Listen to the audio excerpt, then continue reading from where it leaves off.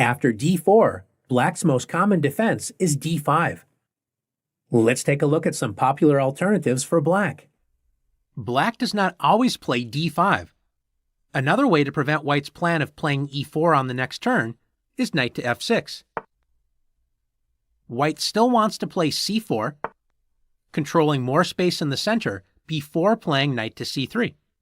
After e6, white plays knight to c3, threatening to play e4 on the next turn. Black can now play bishop to b4, pinning the knight to the king so it cannot support e4. After bishop to b4, this opening is known as the Nimzo-Indian defense. Notice after only 3 moves, black is ready to castle. White often plays e3, preparing to play bishop to d3 and e4. One way for black to continue is with b6, so that after bishop d3, black can play bishop to b7, adding another defender to the e4 square and threatening the unprotected g2 pawn. After knight to f3, both sides typically castle. Now that the knight on c3 is unpinned and can help control the center, black usually plays bishop takes c3. And after b takes c3, black doubles white's pawns on the c-file, but also gives white the 2 bishops.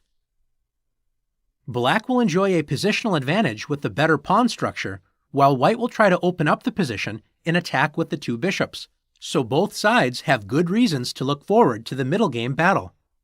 Another way for white to play against the Nimzo-Indian is with queen to c2, protecting the knight, which prevents black from doubling white's pawns on the c-file.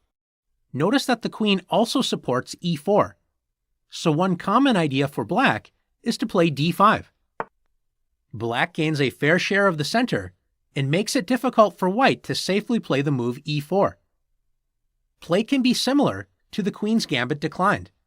Sometimes, black does not prevent white from gaining more space in the center with e4.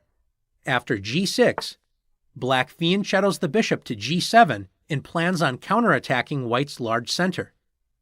After knight to c3 and bishop to g7, this opening is known as the King's Indian defense. Black builds up a solid defense for black's king once it castles kingside, and notice that the bishop on g7 is already pointing at the d4 square. Black will aim to attack this pawn, as we will see. After e4 and d6, black prevents white from gaining too much space with e5 and also prepares to play e5 once black castles. After knight to f3, castles, and bishop to e2, black can play knight b to d7, preparing to play e5. After white castles, black strikes in the center with e5. This is black's main counterattacking strategy in the King's Indian.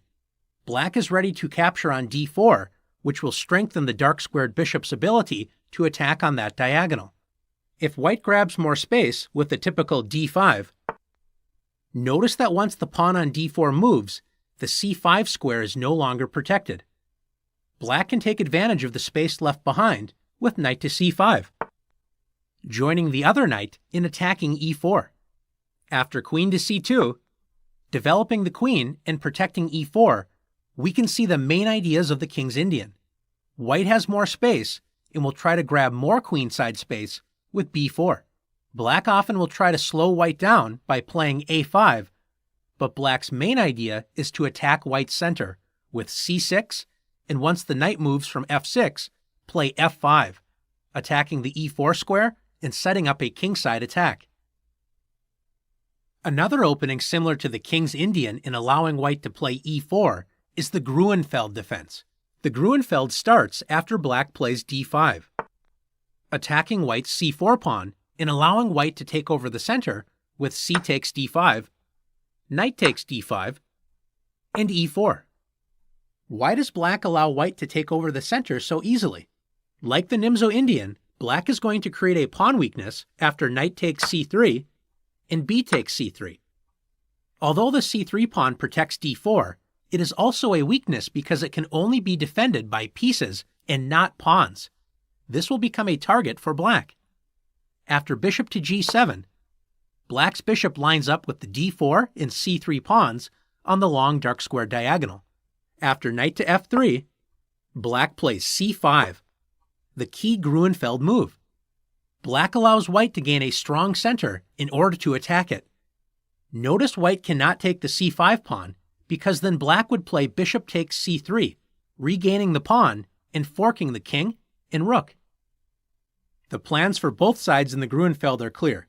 White will defend the center and at some point push the central pawns up the board, trying to create a passed pawn. Black will continue to place pressure on white's center, especially the d4 square.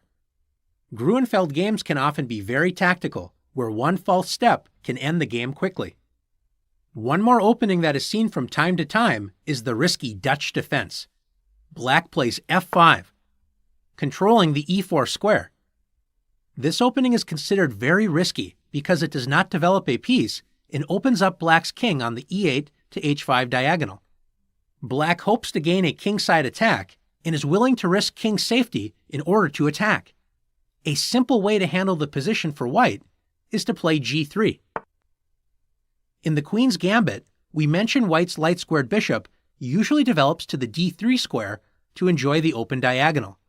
Notice that f5 blocks white's bishop if it tries to move to the d3 square, so white will often place the bishop on the long light-squared diagonal h1 to a8.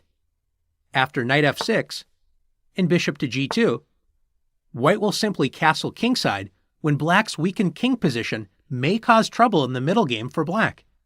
Now that you've learned many of the common d4 openings, it's time to test your knowledge.